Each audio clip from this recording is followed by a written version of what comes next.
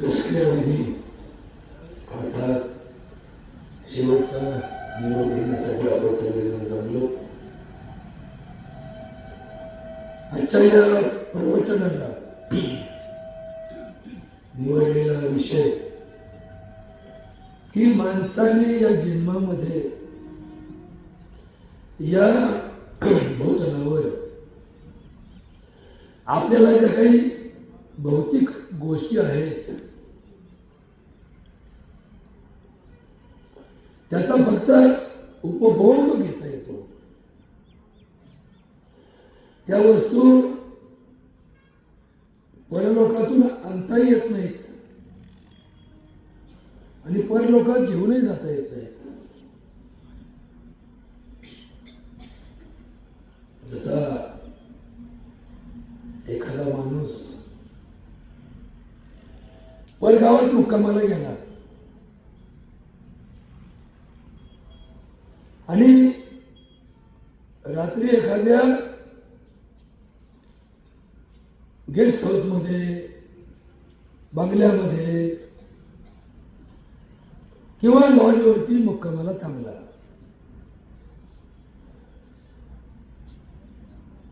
ती लॉज, ते guest house इतकं सुंदर होतं. त्यांनी याच्या आयुष्यात अशी रात्र कधी त्याला अनुभवायला मिळाली नव्हती. जाड मऊ गाद्या होत्या, सगळीकडे स्वच्छ हवा होती, सुगंधी अत्तर होती. ही जरी व्यवस्था खूप सुंदर होती तर इथे याला फक्त मुक्कामच करायचा होता. सकाळी उठल्यानंतर अंघोळ, शाही स्नान केलं त्यांनी, मोठा टबात मोठं पाणी, आणि कपडे घालून आपले पारोशे कपडे गोळा करून आपले पिशवीत भरले. त्या एवढ्या मोठ्या बंगल्यामध्ये हजारो मौल्यवान वस्तू होत्या, पण याला एकही वस्तू बरोबर आणता आली नाही. याच्या आयुष्यभर हा काय केला, एकच गोष्ट सांगत होता की मी एक रात्र मुक्कामाला होतो आणि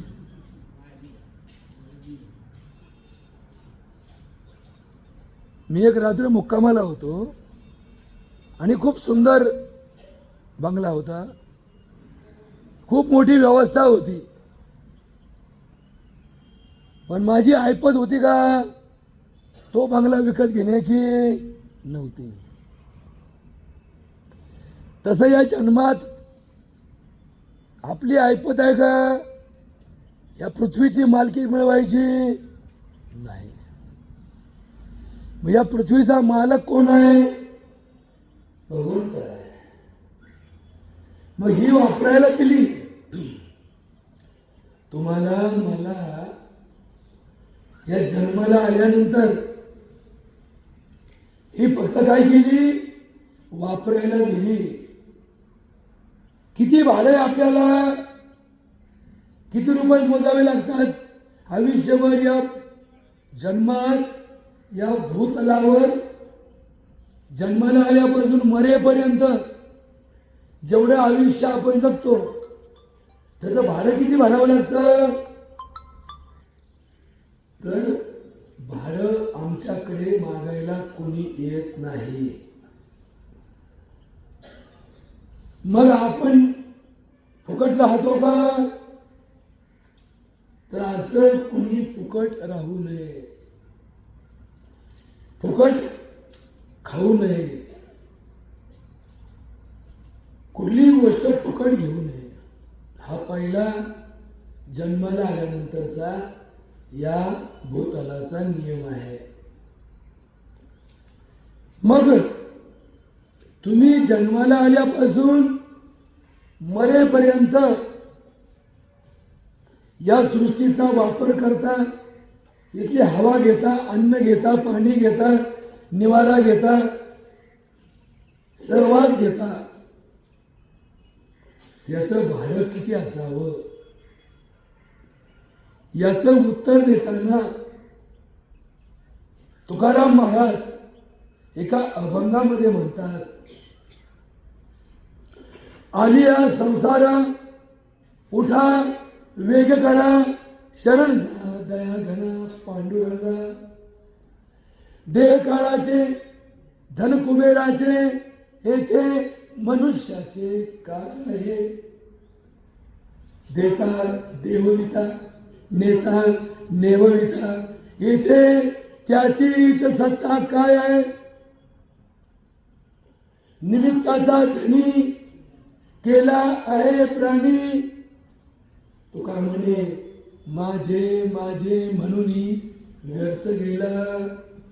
आता सर्व डोक्याने ऐका बरं काय प्रवचन. शेवटी तुम्ही काय ना आम्ही काय सगळेच मारायला आलेलोच आहे, सगळे दिवस मारणारच आहेत.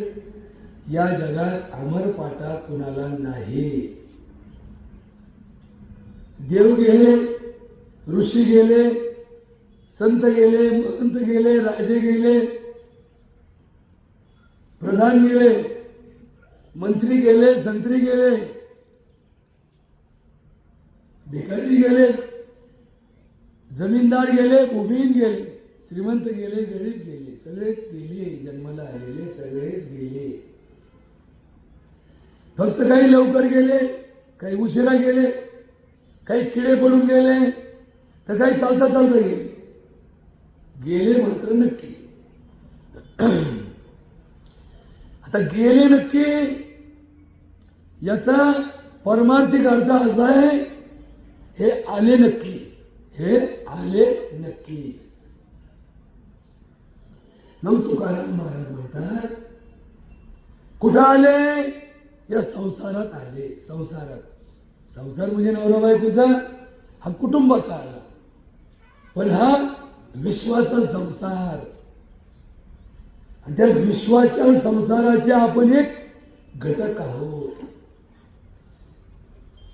म्हणून तुकाराम महाराज म्हणतात, आलिया संसारा उठा. आता उठा हा शब्द कोणाला वापरतो आपण? जे बसलेत त्यांना वापरतो, किंवा जे झोपलेत त्यांना वापरतो. एखादा माणूस उभा आहे, त्याला आपण म्हणू का उठा? तेव्हा तुम्ही उभा आहे ना, तुला कळत नाही. बघा बरं का, तुकाराम महाराजांचं म्हणण्याचा अर्थ किती मोठा आहे. उठा म्हणजे एकदा आपण या संसारात आलो की बस होतो नाही, तो झोपतो. उठा, पण हळूहळू उठा, दमाने उठा नाही, उठा, वेग करा. वेग करा म्हणजे गतिमान. या रेल्वे मार्गाने जशी गाडी धाड धाड धाड धाड जाते, तशी या जगामध्ये उठा आणि वेगाने चला. वेग करा. करा काय करा? शरण जा. या जन्मात बाकी काय करायचं ते नंतर करा. उठल्याबरोबर पहिलं काय करा? शरण जा. कोणला?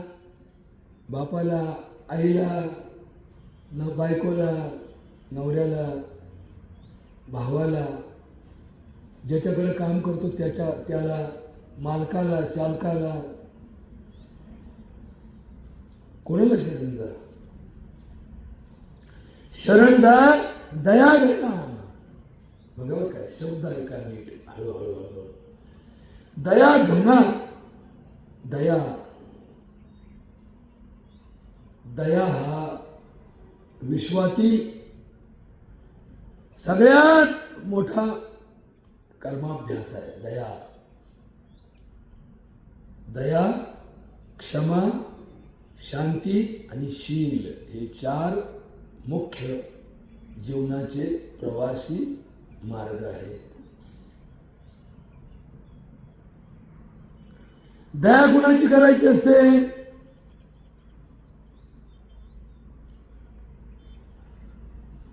समजा एक 20 वर्षाचा मुलगा चालला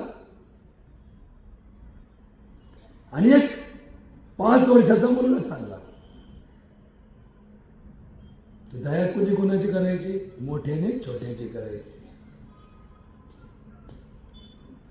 एक 50 वर्षाचा माणूस चाललाय आणि एक 80 वर्षाचा म्हातारा चाललाय, दया कुणी कुणाची करायची? तरुणाने म्हाताऱ्याची करायची. म्हणजे सक्षम माणसाने अक्षम माणसाची दया करायची. आता हे थोडं ऐकून घ्यावर का, याच्यावर सगळा खेळ चाललाय. नाही तर हे परमार्थ सगळी वाट लागली, वाट. रोज अन्नदान चालू आहे, रोज प्रवचन ऐकतोय, रोज कीर्तन ऐकतोय, रोज सत्य घालितोय, रोज देवपूजा करतोय, परिणाम शून्य. वागणं सुधारणं, बोलणं सुधारणं, कर्म सुधारणं, भावना सुधारणं, काहीच बदल होईना. अहंकार वाढीला लागले. पूर्वी लोकांना पैशाचे अहंकार व्हायचे, सत्तेचे अहंकार व्हायचे, संपत्तीचे अहंकार व्हायचे.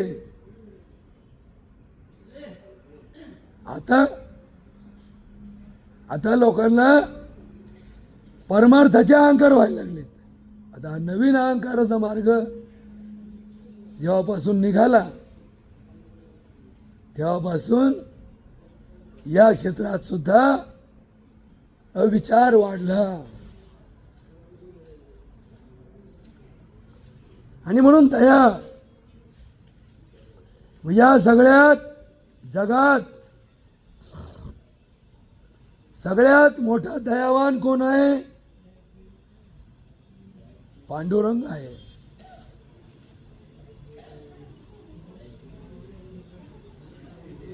दया घना, काय शब्द वापरला? दया घना. पांडुरंगा, पांडुरंग म्हणजे कोण? तर या भूतलावर भगवंताचं ज्या स्वरूपात अवतरण झालं ते स्वरूप म्हणजे पांडुरंग.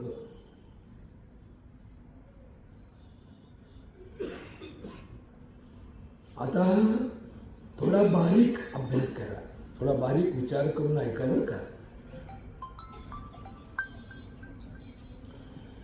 राम जन्माला आले, कुणाच्या पोटी आले? कौशल्याच्या पोटी आले.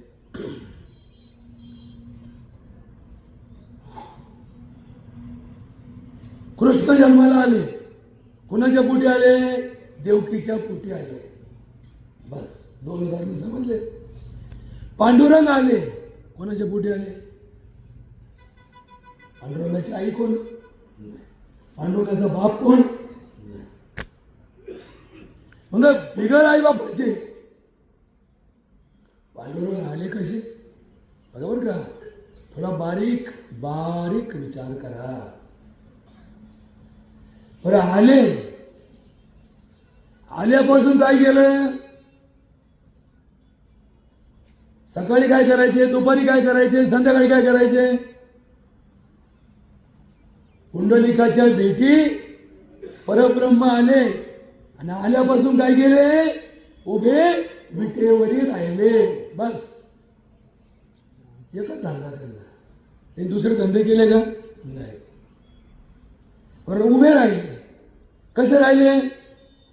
वाकडे राहिले, तिरके राहिले, हसत राहिले, रडत राहिले, खालीवर हलवीत राहिले मान? नाही. करकटेवरी ठेवून या. आणि मग किती दिवस उभे राहिले? यांची ड्युटी किती दिवसापासून चालू झाली?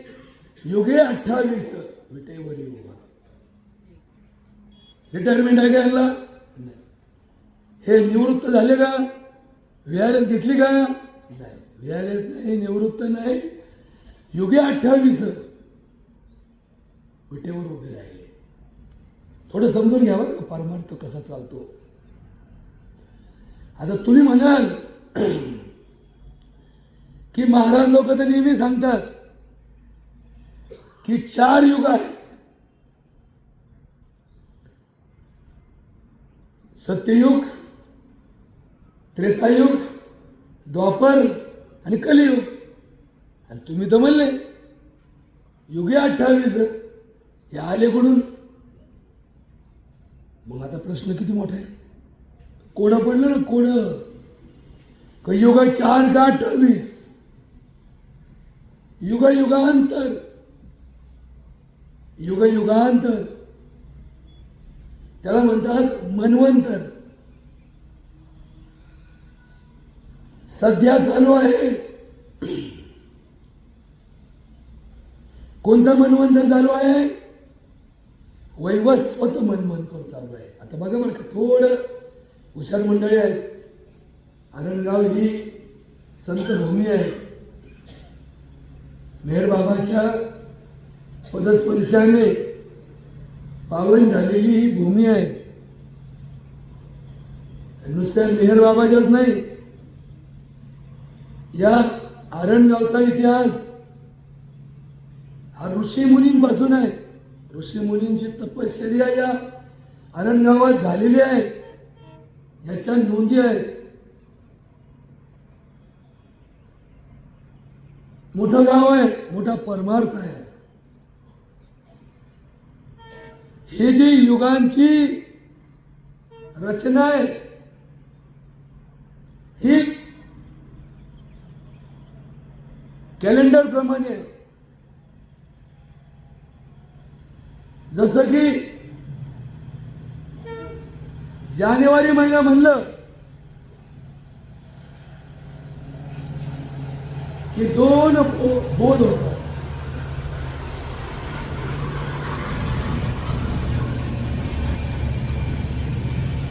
जानेवारी महिना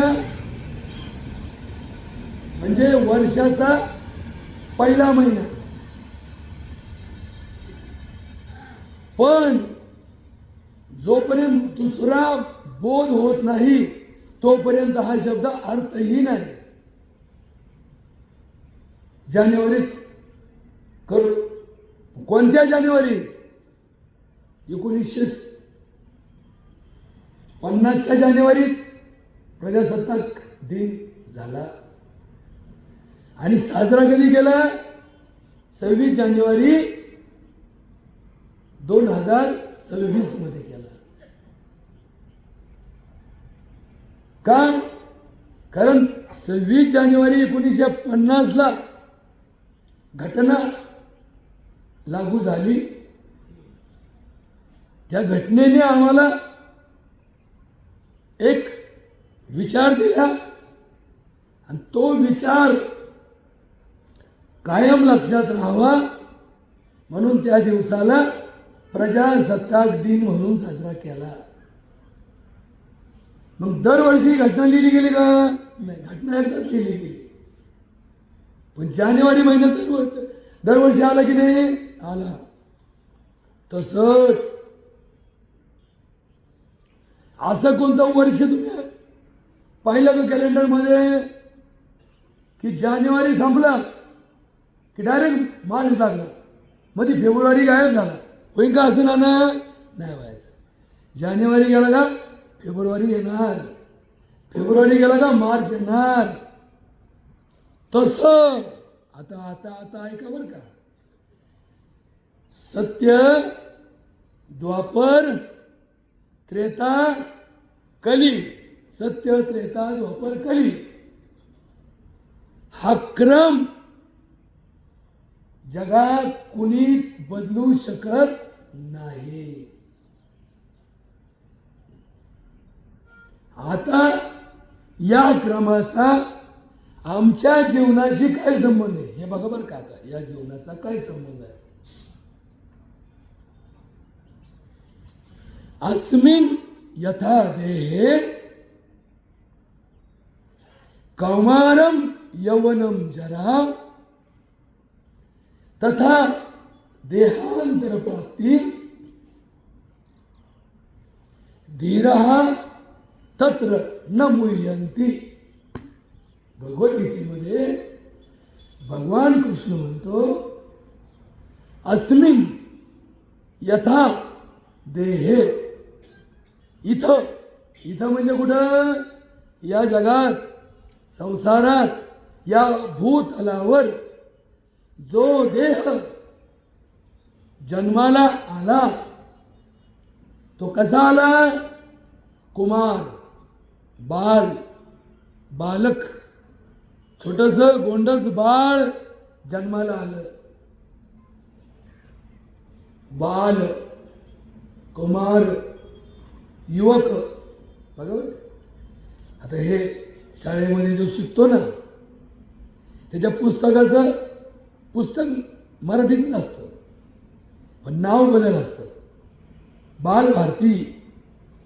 थोडा 7वी 8वीला गेला की काय म्हणतात? कुमार भारती. 11वीला गेला की युवा भारती. आता ह्याच्या पुढचे पुस्तकं बंद झाले, नाहीतर वृद्ध भारती सुद्धा काढायला पाहिजे. म्हातारपणी पण अभ्यासाची गरज आहेच. मग हा क्रम कुणी बदलू शकला का? की म्हातारा जन्माला आला आणि बालक म्हणून मेला? नाही. बालक म्हणून जन्माला आला, तरुण म्हणून जगला आणि म्हातारा होऊन मेला. उत्पत्ती, विकास, नाश ही व्यवस्था सजीव सृष्टीची आहे.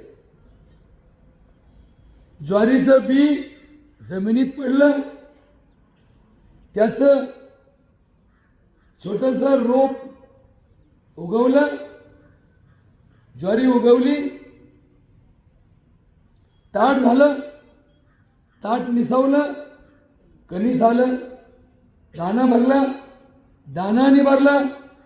पुढं पुढं ऐका बरं का, तुम्ही गेलेच नाही, तुम्ही गेलेच नाही. तुमच्या वावरात एक असं ताट उगवलं की जिथं मेहनत होत नाही. दाणा पडला, कणीस निभरलं. पुढे काय झालं? पुढे पाखरांनी दाणे खाऊन घेतले. बरं असं समजा की पाखरच नाहीत, समजता काय? पाखरच नाहीत तर दाणेच नाहीत. बघा बरं का, दाणेच नाहीत. तुम्ही मला कसं काय? अहो ही सृष्टी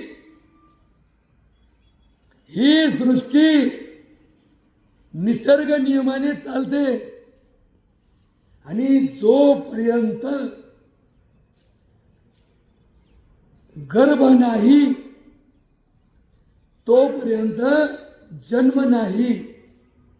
बघा बरं का, आता जसं नवरा बायकोचं लग्न लागलं की नवरा आणि बायकोंचा काय सुरू होतो? संसार सुरू होतो.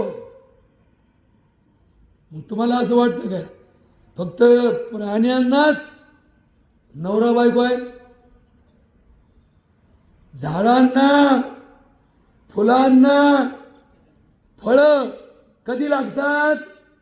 ज्या फुलांमध्ये श्रीकेशर आणि पुकेशर यांचं मिलन झालं त्या झाडाला फळ लागतं. ज्या झाडांमध्ये श्रीकेशर आणि पुकेशर यांचं मिलन होत नाही, थोडक्यात 50 वर्षाचा गडी आणि अजून लगीन नाही, त्याला काय पोरं होते? कुणी विचारेल का किती पोरं आहे तुला? अहो अजून लगीनच नाही तर काय पोरं व्हायचे? बघा असे म्हसोबा सध्या लई आहे. लय दगडाचे म्हसोबा पूजित नका जाऊ, या म्हसोबांची पण सोय लावा. लय आपले टाळ कुठून काही फायदा नाही, नाहीतर रात्रंदिवस भजन करायचं. आणि गावचा 4 मंदिरं, 5 सप्ते आणि गावात 40च्या पुढचे 50 म्हसोबा बिगर लग्नाचे. कमून म्हणले जेव्हा सोयरिकी येत होत्या ह्यो म्हणायचा मला अशी नाही अशी पाहिजे, मला एवढा नाही एवढा हुंडा पाहिजे, मला जॉईन पाहिजे, मला इकडं पाहिजे, मला तिकडं पाहिजे. लोक कटळून गेले. दुसरीकडे सोयरिकी जमून बसले. मग यो धोड झाला. बाजारात काकडी, गिराईक कवर आहे. कवळ्या काकडीला गिराईक एकदा निबारली आणि तिला वाळली. बाजारात दिवसभर बसले, एक काकडीला गिराईक नाही. मग लोक म्हणले कशाला आणली भाऊ, तिकडंच फेकून द्यायची होती ना ती, वाहतूक कशाला केली. मग हा हेलपाटा काय झाला, वाया गेला ना. तसा या जन्माचा हेलपाटा बऱ्याच लोकांचा वाया चाललाय. काही घेणं न देणं. काही लोकांना विहिरीत पाणी भरपूर आहे, वावरं भरपूर आहेत, पण पडकाला टाकली. काही नाही हो. ते म्हणजे माऊ भागात आहे हिर इकडं, मला वावरात पाहायला लक्ष द्यायला येईल नाही. आणि इकडं शेतकरी म्हणून उतारे काढतो बघा बरं का. शेतकऱ्याचा पुत्र म्हणून BSc ॲग्रीला 2 मार्क घेतो, वावर पडीक ठेवितो. असा पडीक ठेवणारा शेतकरी नुसता मूर्ख नसतो, तर अध्यात्मशास्त्रात सांगितलं तो महापापी असतो. काय असतो? महापापी असतो. महापातक नाशनम. शेतकरी आहेत तर शेती कसलीच पाहिजे. मग ती कसलीही असू द्या, कसलीच पाहिजे. मग तुम्ही म्हणाल वर्षातून मला 2 महिने दिंडीला जावं लागत आहे. बरं का, आता ऐका बरं का, आता घोटाळा ऐका. दर एकादशीला मी पंढरपूरला जातोय, दर अमावस्याला शिंगणापूरला जातोय, दर गुरुवारी साईबाबाला जातोय, दर सोमवारी महादेवाला जातोय, दर गुरुवारी दत्ताला जातोय. शेती करायला सवड कधी मला, मी सोडून दिली शेती. बस टाळकुटीत बसतो, हरे राम राम राम हरे हरे. तुमच्या बापाने धंदा शिकवला का असं? घेऊन येते सगळे महाराज. ज्या महाराजांनी काम सोडून आपला उद्योगधंदा सोडून ही सगळा समाज भरकटत देवस्थानाला घेऊन चाललेत ना, धरून आणा त्यांना, बसवा माझ्या समोर आणि करा साक्ष. काढा वेद, काढा पुराण, काढा संत साहित्य. अरे कशाला गावगाव फिरतो? राष्ट्रसंत तुकडोजी महाराज ग्रामगीतेमध्ये सांगतात, कशाला गावगाव फिरता? तुझं गावाचं नाही का तीर्थ? तुझ्या गावची शाळा तू मोडली. राजकारण पट जर दोन्ही कमी झाला तर एक मास्तर उडतो. मग आता सत्ता तर माझी नाही, मग मास्तर उडवायचा. मग 2 पोरांना म्हणायचं तुमची फी मी भरतो, तुम्ही कॉन्व्हेंटला घाला. खबर ते 2 पोरं शाळेतून काढूच तर आपल्याला वाटतं वा वा काय दयावाने, काय दानशूर आहे. हे भंगार शाळेत नको, दर ते दर 10,000 घेऊन जा, डोनेशन मार, त्या शाळेत पोरं घाल. का? तुझं पोरं शिकावं म्हणून नाही. याच्यातले 2 कमी झाले, याच्यातला 1 मास्तर कमी होणार आहे, शाळा मोळकळीच येणार आहे. आणि मग आसुरी आनंद. मग केला का नाही कार्यक्रम करेक्ट तुमचा? केला का नाही? आणि मग हसायचं, आपल्या नदी लागायचं नाही बरं का. कोण तो? मरणार नाहीस? तुझं मध्ये यायचं नाही तर येईन ना. पण मी आज नशेत प्याताळ 5 रुपयाची प्याला का साऱ्या गावाला घोडे लागतो. पण ही नशा काय फक्त दारूची आहे का? काहींना सत्तेची नशा आहे, काहींना पैशाची नशा आहे, काहींना जवानीची नशा आहे, तर काही अजून अज्ञानाच्या नशेतच आहे. अज्ञानाची सुद्धा नशाच असते, लक्षात ठेवा. मग तुकडोजी महाराज म्हणतात, कशाला गावगाव फिरता? तुझं गावच नाही का तीर्थ? आपल्या गावची शाळा तू मोडली आणि धर्मशाळा तू तीर्थिका मानली तिथं जागा घेतो. कोणी खात नव्हतं तिकडं, देवस्थानाला कोणी विचारित नव्हतं. फेमस झालं, फेमस. काय जागा भाव? 50 लाख रुपये गुंठा. 50 लाखात तिथं 50 एकर वावर आपलं चाललंय. आणि तिथं पिकतं काय? काहीच पिकत नाही. पहिले लोक जमिनी विकत घेताना जमिनीचा पोत तपासायचे. काय तपासायचे? पोत तपासायचे. आता जितकी जमीन खडकाळ तितकं गिऱ्हाईक जादा भाव देतोय. काय उरपाटा धंदा आहे. म्हणजे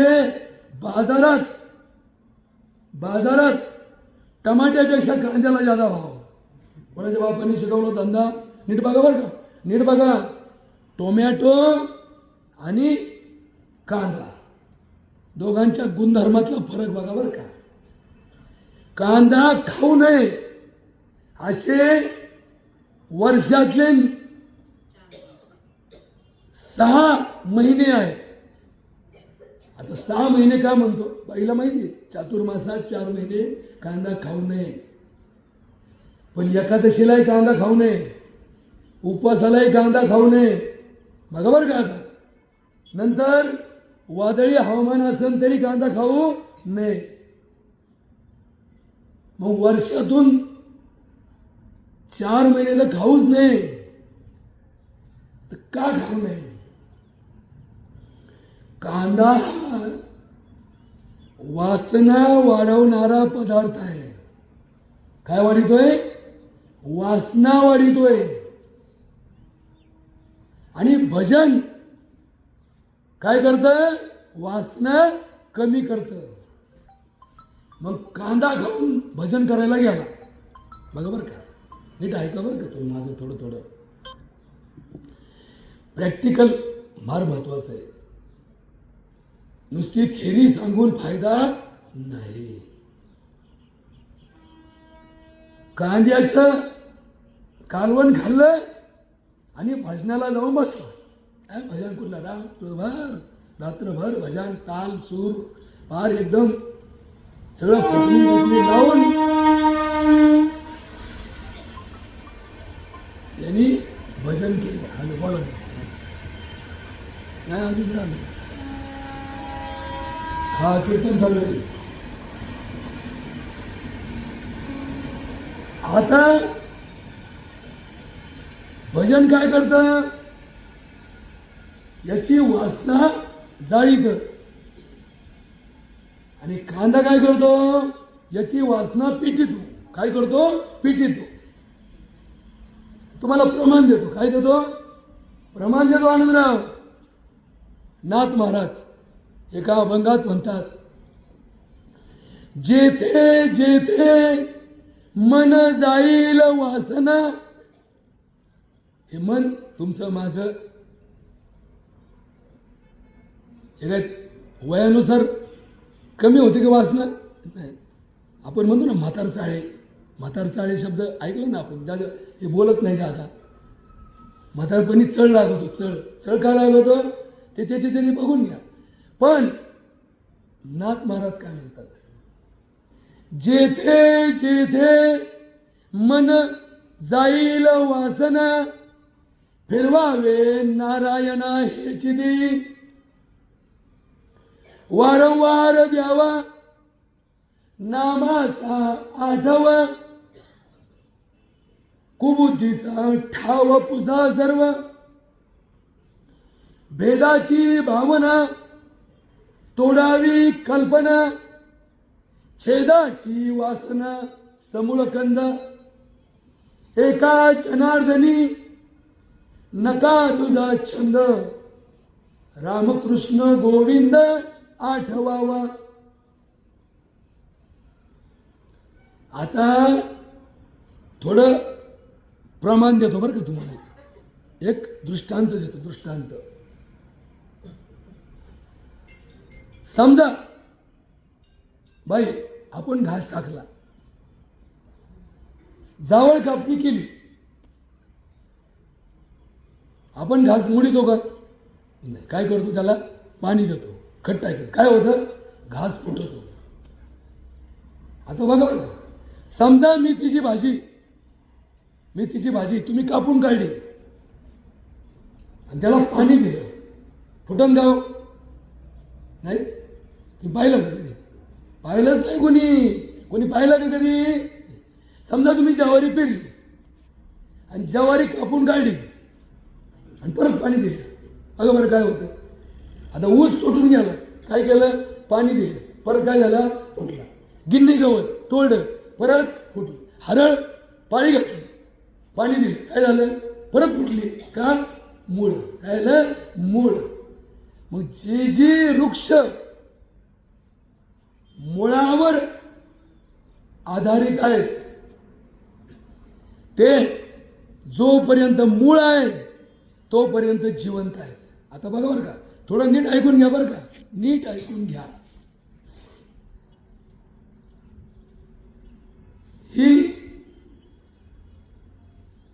गवत प्रकारची एक प्रणाली आहे. ऊस काय आहे? ऊस हे एक प्रकारचं काय आहे?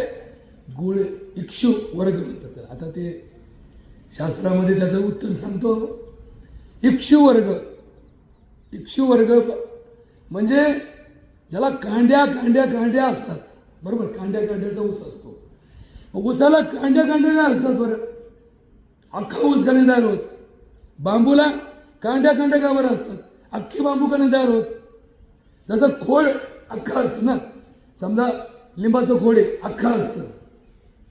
कारण लिंबाचं खोड बीजाचं काम करत नाही. लिंबाचं झाड त्याचं खोड उगवत नाही. लिंबाची फांदी जर लावली तर लिंबाचं झाड येत नाही. जोपर्यंत लिंबोळीची बी जमिनीत जात नाही तोपर्यंत लिंबाचं झाड येत नाही. उसाला बी काय येत नाही? उसाला बी काय येत नाही? सांगा बरं, उसाला बी काय येत नाही? कारण ऊस हे खोडाच्या बीजावर जगतं. कशावर जगतं? खोडाचं बीज. म्हणजे त्याचं खोड लावलं की त्याचं वृक्ष होतं. मग आता वनस्पतीचे जे प्रकार आहेत ते त्याच्या बीजावर अवलंबून असतात. काही वनस्पतींची फुलं पेरावी लागतात, काही वनस्पतीचे खोड लावावी लागतात, काही वनस्पतीचे मुळं लावावी लागतात, काही वनस्पतीच्या फांद्या लावाव्या लागतात, काही वनस्पतीचे बी लावावे लागतात, काही वनस्पतीचे फळं लावावे लागतात. नारळ कसा उगवतो?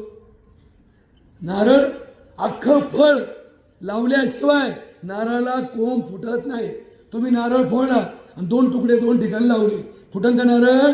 नाही. कुणी सांगितलं? भगवद्गीतेमध्ये भगवान कृष्ण म्हणतो. बघा बरं का, आता बारीक आहे का? बीजं माम सर्वभूतानां विद्धि पार्थ सनातनम बलम बलवतां चहम तेजस्विनाम अस्मी. तर शांत डोक्याने ऐका बरं का. आता उगा फालतू परमार्थ करून आयुष्याचा वेळ पैसा वाया घालू नका. तुमच्या भोळेपणाचा, तुमच्या भाबडेपणाचा आणि तुमच्या धार्मिकतेचा, तुमच्या परमार्थिक परिणाम शोधून आमच्यासारख्यांनी या परमार्थाचे धंदे खोलून ठेवलेत. आणि मग धंदा कशासाठी करतो? गिऱ्हाईकाला लुटण्यासाठी. कोणता दुकानदार असा धंदा करीन का? घर जाळून, आपण म्हणतो ना, घर जाळून पैशाचा धंदा. आता हे इथं बसणारे, व्यासपीठावर बसणारे, यांनी कुणी घर जाळून पैशाचे धंदे केले सांगा बरं? फक्त एकाच माणसाने केले. कुणी? संत तुकाराम महाराजांनी कोणता धंदा केला? घर जाळून कोशाचा धंदा. बरे झाले देवा निघाले दिवाळे. असा कोणता धंदेवाला म्हणेल का बरं झालं माझं गुड बसलं? लोक काय म्हणे, अहो माझं गुड बसलं, भांडवल गुंतलं, पैसेच भेटेना, लोक रडत द्या. आणि ह्यो काय करत होता? हसत होता. बरे झाले देवा निघाले दिवाळे. लोक म्हणले याला येड लागलं का? याच्यावर का परिणाम झाला का? नाही. तुकाराम महाराज म्हणले माझा धंदा, बरं त्याचं दुकान म्हणजे कोणतं होतं? वाण्याचं दुकान. आता वाण्याचं दुकान, वाणी ही जात नाही. वाणी हा दुकानदारीचा व्यवसाय आहे. 12 बलुत्यापैकी एक बलुत वाण्याचं बलुत आहे. आता वाणी आणि मारवाडी याच्यातला फरक लक्षात घ्या बरं का थोडा थोडा. नाही तर वाणी म्हणतात मारवाडी नाही. वाणी ही आपल्या हिंदू धर्मामधली एक परंपरेची बलुतेदारीची पद्धत होती. आणि मारवाडी हे मारवाड नावाचा प्रांत राजस्थानमध्ये. बघा बरं का, आता हे का सांगतो पवार सर? आम्हाला काहीच माहीत नसतं इतिहास. मारवाडी म्हणजे कोण? मारवाड नावाचा प्रांत, जिथं फक्त दगड आहेत. काय? दगड.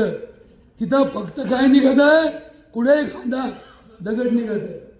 संगमरवरी दगड, कोटा हे आपण नाही का बंगला बांधला आरणगावात आणि फरशी कोणती बसवली? कोटा म्हणजे काय? कोटा नावाचं गाव आहे. कुठं? राजस्थानमध्ये. तिथं काय पिकतं? तिथं दगड पिकत आहेत. दगडाची शेती आहे, दगडाच्या खाणी आहेत. तुमचे वावर दगड, जसं आमचं खंडाळा, हे आमचं आरणगाव. इकडे काय? सगळ्या जगाला लागणारा रस्त्याचा कच्चा माल आमच्या खाणीत निघतो. मग त्या लोकांना त्यांच्या शेत्या सुरक्षित ठेवून आपण ही सेवा पुरवत असतो. मी सेवा म्हणतोय बरं का, नीट ऐकून घ्या. चला, प्रत्येक शब्दाचा योग्य अर्थ काढत चला. मग या मारवाड प्रांतामध्ये शेती धंदा नाही. यांनी काय केलं? यांनी कौशल्य विकास केला.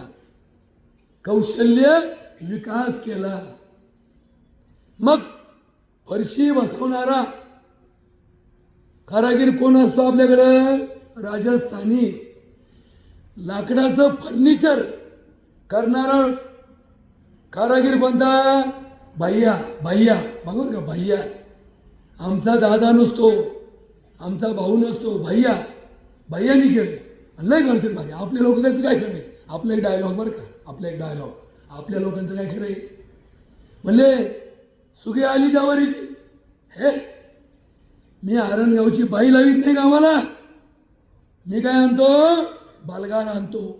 स्टेशनला जातो, बालगार आणतो. बघा बरं का, आता बालगार यांना तुमच्या दुप्पट शेती आहेत.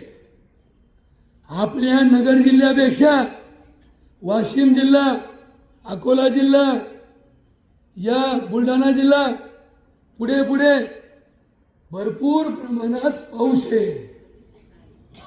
आपल्यापेक्षा जास्त पाऊस आहे. आपल्यापेक्षा मोठाले शेती आहेत. तरी यांना तिकडून येऊन आपल्याकडं मजूर म्हणून काम करायला का परवडतं बरं?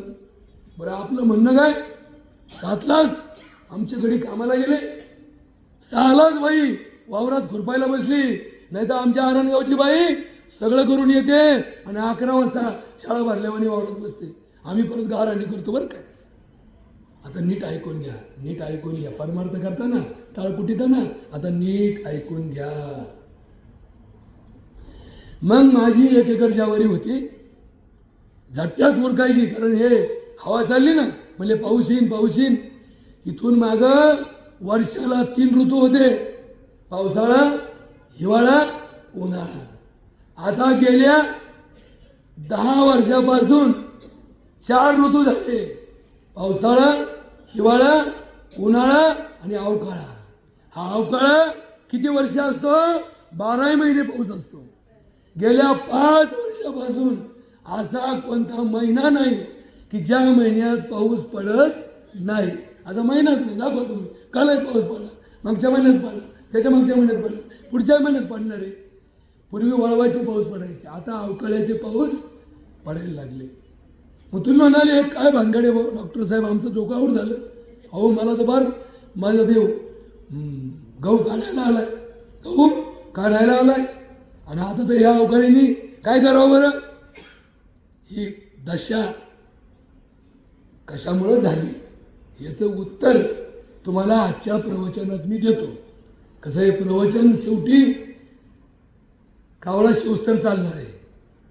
आता शाळेमध्ये समजा एखादा मास्तर शिकवित असेल, तो काय करतो, पुढच्या दिवशीच्या तासाला उरलेला झाडं शिकवतो.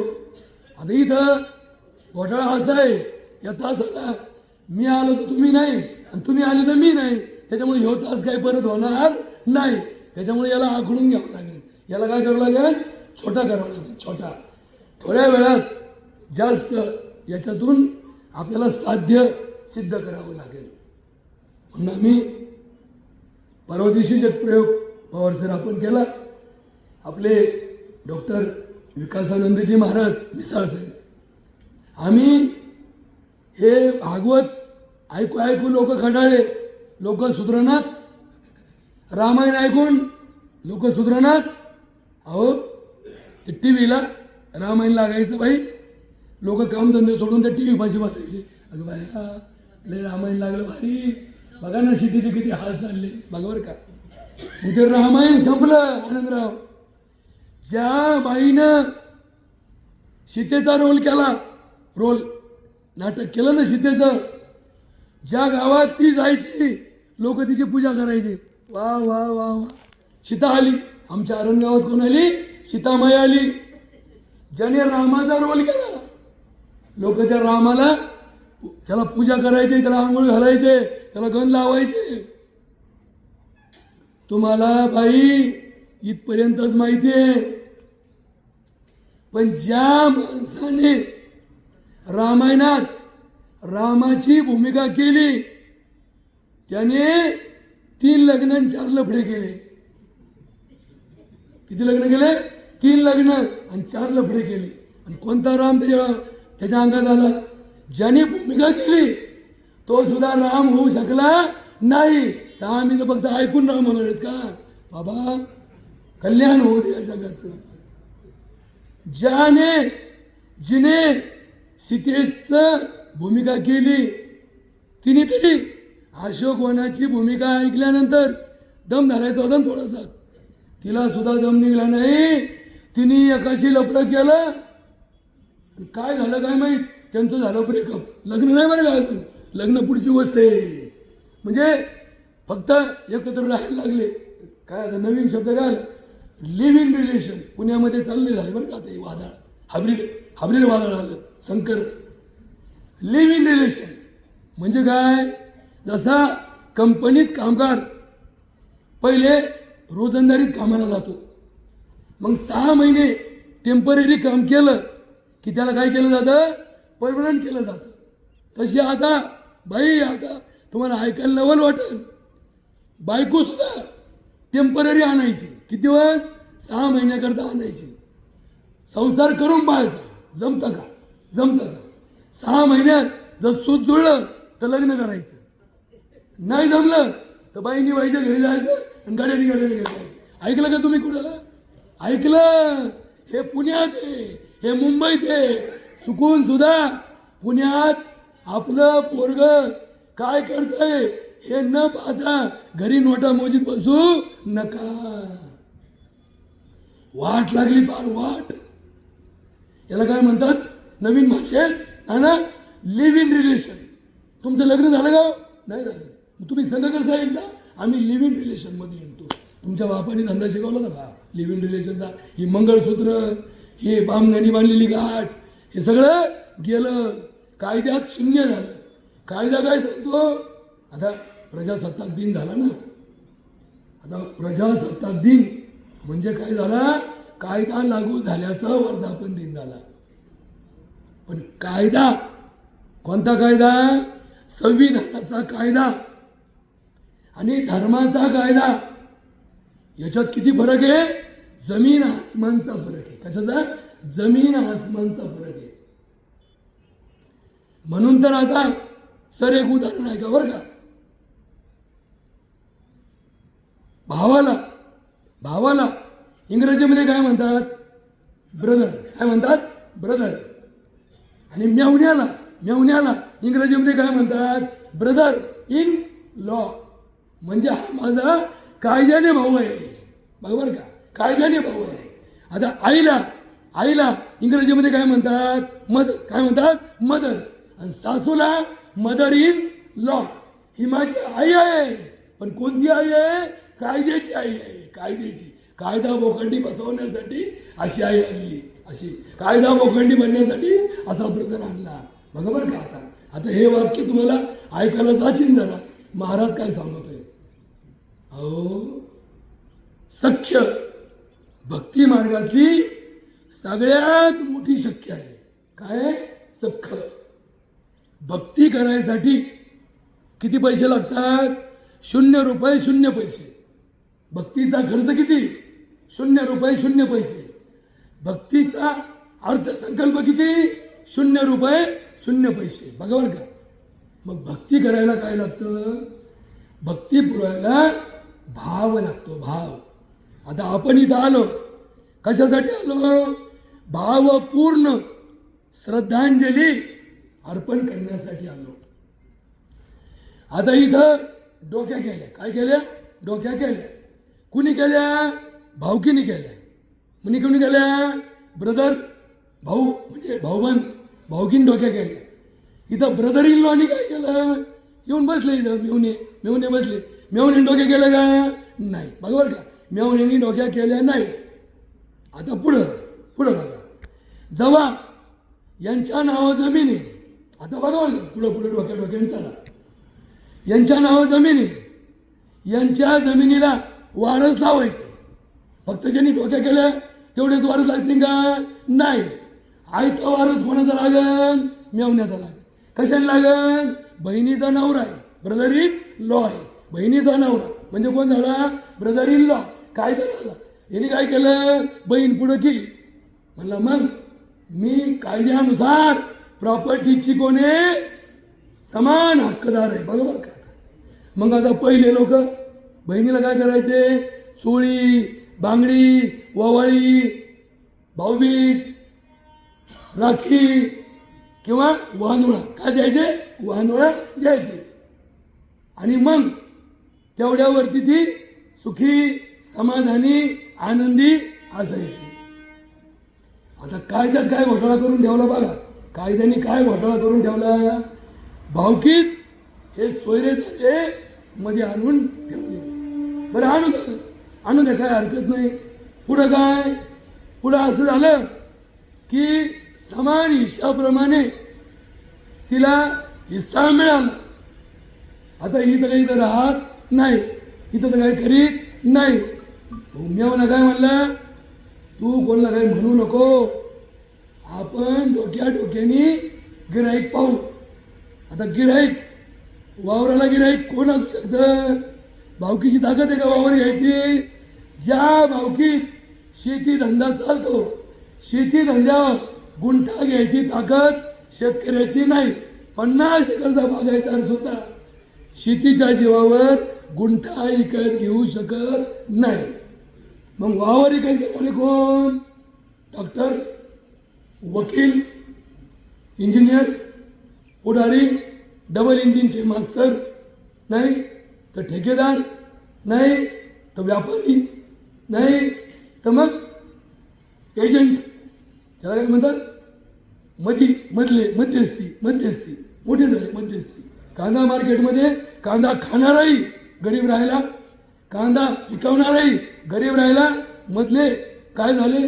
तुम्हाला सगळं जवळच, काही लांब जायचं गरज नाही. आता पुढं मग यांनी काय केलं? इकायला काढलं. काय? आयत भेटलं. आईत खाऊ. आता आईत खाऊ शब्द कुठं आला? ह्यो जावाई कसा असतो? आईत खाऊ असतो. आईत आलं. बरं बहिणीची ताकद कुठपर्यंत? फक्त नाव उस्तर तिला विचारलं. म्हाताऱ्याचा ढोल कुठपर्यंत? म्हाताऱ्याचा ढोल 5 तारखेला येणार असेल. बघा बरं का, नीट ऐकून घ्या. म्हाताऱ्याचा ढोल 5 तारखेला येणार असेल तर 3 तारखेपासून तिला जीव लावायला सुरुवात होते.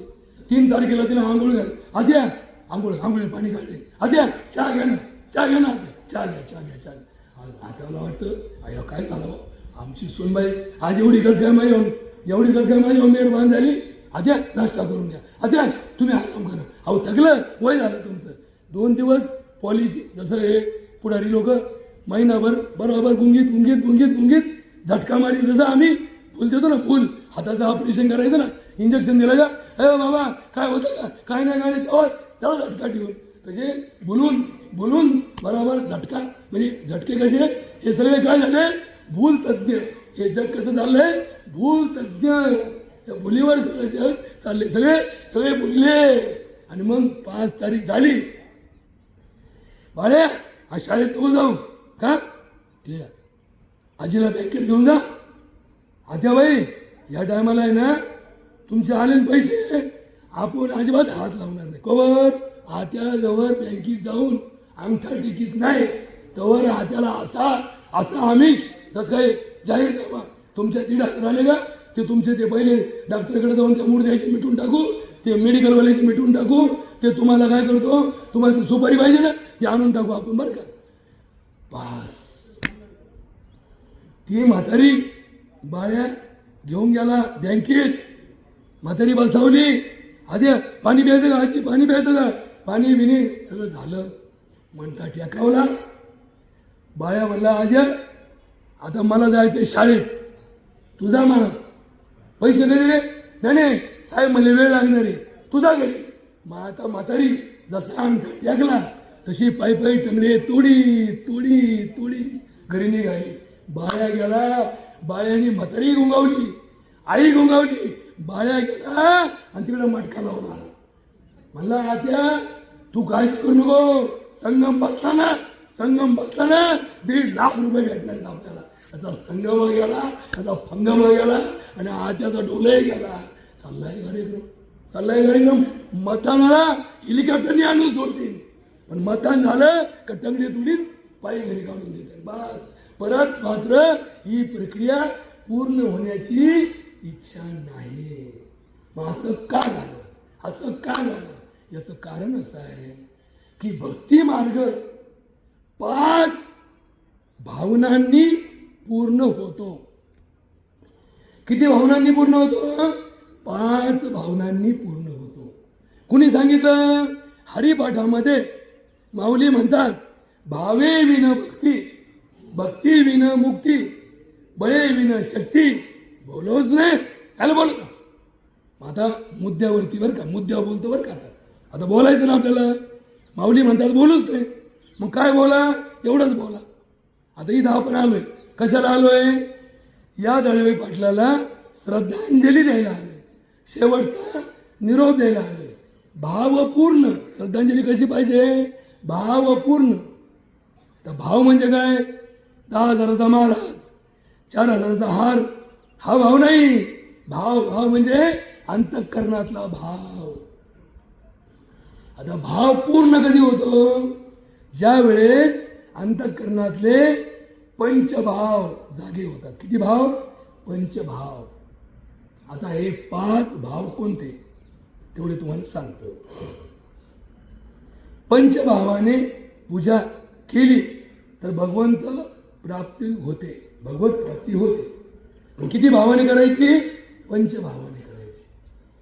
आता तिन्हा 5 सांगून काय फायदा आहे. 5 नावं तुम्हाला सांगितले पाहिजे. पंचभाव कोणते, शांत भाव, दास्य भाव, सख्य भाव, माधुर्य भाव आणि वात्सल्य भाव. आता जरा 5 मिनिटात हे 5 गोष्टीचा उलगडा करतो आणि प्रवचनाचा मांडलेला पसारा आवरून घेतो आणि फरा टाकतो. शेवटी सगळं पिरून ठेवलं आणि बिगर फराटाचं राहिलं आणि ते तसंच राहिलं तर ते ताशी लागेल का, नाही. मग ते निम्म उघडं पडेल. जोपर्यंत फरा टाकीत नाही तोपर्यंत वावर सापाट होत नाही. तसं परमार्थ सुद्धा फरा टाकण्याची पद्धत ठेवलेली आहे. आणि म्हणून कोणत्याही अभंगाचं 4 चरणाचं अभंग असेल तर भैरवी कोणत्या चरणाची असते? 3ऱ्या चरणाचं गायन असतं. बघा आता हे गायका लोकांना नीट ऐकून घ्या. थोडा विषय शास्त्रीय सांगतो. कीर्तनाचे किती प्रकार असतात? कीर्तनाचे एकूण 3 प्रकार असतात. किती प्रकार असतात? 3 प्रकार असतात. कोणते 3 प्रकार असतात? सगळे प्रकार भगवंताचे असतात. कीर्तन कोणाचं असतं? देवाचंच असतं. पण प्रकार किती? 3. कोणते? नाम संकीर्तन. एकाचं नाव काय आहे? नाम संकीर्तन. नामाचा महिमा सांगणारं कीर्तन नाम संकीर्तन. दुसरं गुणसंकीर्तन. देवाचे गुणगान गाणारं त्याला म्हणतात गुणसंकीर्तन. तिसरं लीला संकीर्तन. म्हणून तर प्रत्येक सप्त्याच्या शेवटच्या दिवशी कोणतं कीर्तन असतं? काल्याचं कीर्तन. आता खायची सवय लागल्यामुळे आपण त्याला काय म्हणतो? काल्याचं कीर्तन म्हणतो. पण त्याला कोणतं कीर्तन म्हणतात? लीला संकीर्तन. भगवंताच्या लीला. भगवंतानी याची शेंडी, याची दाढी, याची येणी झोपली आणि मग आपल्यासारख्या शिकलेल्या इंजिनियर माणसाला वाटतं यायले महाराजचं डोकं फिरलं काय सांगतो इथं जेव्हा टाईम झाला. हा म्हणतो देवानी काय केलं? पेंदी आला तिकडून गवळण आली आणि धरली, याची गाठ बांधली, कोणाला सुटाना, यांनी हांडा फोडाय. म्हणजे चोरे शिकवतो काय महाराज आम्हाला. याला काय म्हणतात? लीला संकीर्तन. काय म्हणतात? लीला संकीर्तन. या 3 मार्गाने देव एकदा ठसला की देवाबद्दल शंका उपस्थित होत नाही. आता मुद्द्याचं सांगतो आणि प्रवचन संपवतो. पहिला गुण सांगितला, ज्याला देवाची भक्ती करायची, ज्याला देव पूजायचा आहे, ज्याला जो देव मानतो त्याला पहिलं शांत भाव. शांतिरस्तु, तुष्टिरस्तु, पुष्टिरस्तु, कल्याणम असतो. श्रद्धांजली सुद्धा जिथं व्हायची असते तिथे 2 मिनिटं शांत उभं राहायचं असतं. आता इथं वेळ आहे का? इथं श्रद्धांजली वाहणाऱ्या बोलघेवड्या लोकांची संख्या एवढी असते तर शांत राहायला कोणाला वेळ आहे? फार घरी लोक पोहोचले तरी श्रद्धांजलीचं रटांबळ चालूच असतं. फार कावळा घरी जाऊन झोपला असेल तरी आमचे डोम कावळे थांबत नाही. तर काय करावं? श्रद्धांजली कशी असते? मौन श्रद्धांजली. शांत राहायचं, डोळे बंद करायचं, शांत राहायचं. प्रत्येक भजनानंतर, आता हे वाक्य पहिल्यांदा ऐकताय बरं का तुम्ही, रात्री तुमच्या घरी ज्या ज्या वेळेस भजन ठेवताल, प्रत्येक भजनानंतर भजन संपलं की सगळ्या भजनी मंडळांनी आणि ऐकणाऱ्यांनी 2 मिनिटं डोळे झाकून शांत बसायचं. शांती रूपे नवे कुणाचा वाईट. तुका म्हणे हेची आश्रमाचे फळ, परमपद बळ वैराग्याचे. वैराग्य, शांत. देवळामध्ये नेहमी शांतता पाहिजे, ध्यानाच्या ठिकाणी नेहमी शांतता पाहिजे, घरामध्ये नेहमी शांतता पाहिजे, शाळेच्या जवळ नेहमी शांतता पाहिजे. जिथे शांतता आहे तिथे देवाची वास असतो. जिथे गोंधळ असतो तिथे देव राहत नाही. तुम्ही म्हणा आम्ही तर देवाचे गोंधळ घातले. आता त्याच्यावर नंतर बोलतो, ही जागा नाही. शांत भाव. दुसरा भाव दास्य भाव. दास्य म्हणजे काय? हरीची या दासा, हरी दाही दिशा. वाकायला शिका.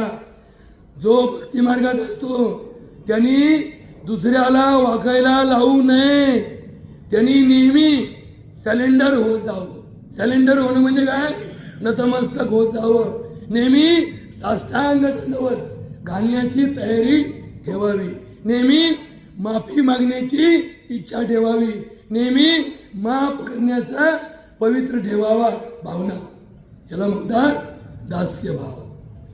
तिसरा भाव सख्य भाव. सख्य भाव हे आडनाव जे पडलं ना, आडनाव, हे आडनाव पडण्याचं कारण ही भावकी जी असते ना, ही एक असते. भावकीचे 2 नियम आपण नेहमी पाळतो. भावकी सुतक देत असते आणि भावकीला पत्रिका द्यायची इच्छा गरज नसते. का बरं भावकीला पत्रिका द्यायचं नाही? कारण भावकीच्या दृष्टीने ते कार्य घरचं कार्य असतं आणि माझ्याच घरात मी पत्रिका द्यायची होय असं कुठं नियम आहे का? नाही. आणि आपल्या घरातला माणूस गेला की भावकीने काय करायचं असतं? सुतक धरायचं असतं. का? कारण त्या भावकीला सुतक धरण्यासाठी भावना पूर्ण निर्माण झालेली असते. पण आता प्रॉपर्टी नावं व्हायची लेकींच्या आणि सुतक धरायचं आहे भावकीने. मग बरं का आता घोटाळा. एखाद्याचा बाप मुलगा नाही, 2 पोरी, वाढला कुठं? जगला कुठं? जावयाच्या घरी राहिला. जावयाच्या घरी लहानचा म्हणजे म्हातारा झाला, तिथंच वारला. पण मग शास्त्र काय सांगतं?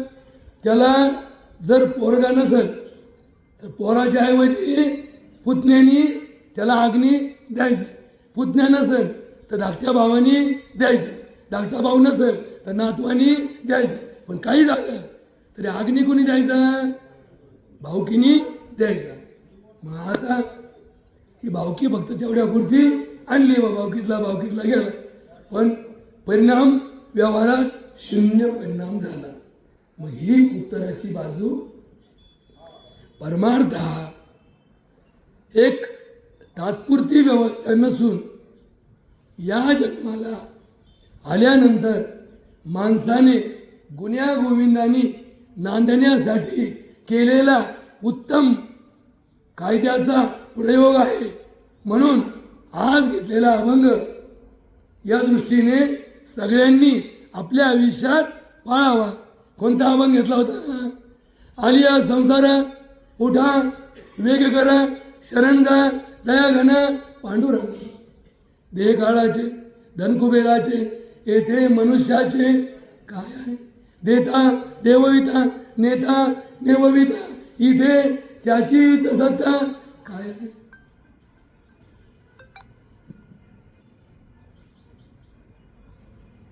तुका म्हणे हा मनुष्य कसा राहतो? माझे माझे म्हणून व्यर्थ गेला. बरोबर का? हे चरण महत्वाचं आहे की ज्या चरणामध्ये आपण एक गोष्ट पाहतो की मरताना संघ काहीच न्यायचं नाही, जन्माला येताना संघ काही आणलं नाही. मग काय केलं? जीवनभर जे जगले चर्चा त्याचीच होते. चांगले वागले तर लोक चांगलं नाव काढतात, वाईट वागले तर लोक तुमचं पाठीमागे सुद्धा नाव बदनाम असतं घेतात. म्हणून तर ज्या रावणाचा संबंध नाही त्या रावणाला आपण दर दसऱ्याला आपल्या गावात जाळीतो आणि ज्या रामाचा आपला कधी ओळख नव्हती त्या रामाची मूर्ती आणून तिचं दर्शन घेतो. कारण रामाने जीवनामध्ये देवाच्या मार्गाने जीवन जगला आणि रावण राक्षसाच्या मार्गाने जीवन जगला. तुम्ही आम्ही सुद्धा या 2 पैकी मार्ग निवडण्याला संधी आहे. तुम्ही जर दैवी गुणाने जीवन जगलात तर तुमची सुद्धा लोक पूजा करतील आणि तुम्ही जर रावणाच्या मार्गाने जीवन जगला तर तुम्हाला सुद्धा घासलेट टाकून पेटून देतील. एवढंच बोलून माझी सेवा संपवतो. मला पुंडलिक गवर्ती हरी विठ्ठल श्री ज्ञानदेव तुका पंढरीनाथ माऊली ज्ञानेश्वर जगद्गुरु तुकाराम सब साधू सज्जन की जय. आणि तुम्ही ऐकलं आणि ठरवलं की देवाच्या रस्त्याने जीवन जगायचं. तोटा होऊ मरू वाटोळं होऊ पण राक्षसाच्या मार्गाने जीवन जगायचं नाही. त्याबद्दल तुमचा जय जयकार करतो आणि थांबतो. यानंतर श्रद्धांजलीचा कार्यक्रम होईल. शेवटी पसायदाराने सांगता होईल. तर मी लय लवकर आलो होतो त्याच्यामुळं आपली दिलगिरी व्यक्त करतो. तुम्ही सगळेजण पसायदान घ्या आणि श्रद्धांजली घ्या. मला जाऊन द्या. आमचे पेशंट मला म्हणतील याला येड लागलं मग पोट दुखत आहे आणि हा तिकडं कुठं श्रद्धांजली वाच बसला. मला काही आता स्टोरी माहीत नाही. ज्यांचा दावा आहे त्यांचा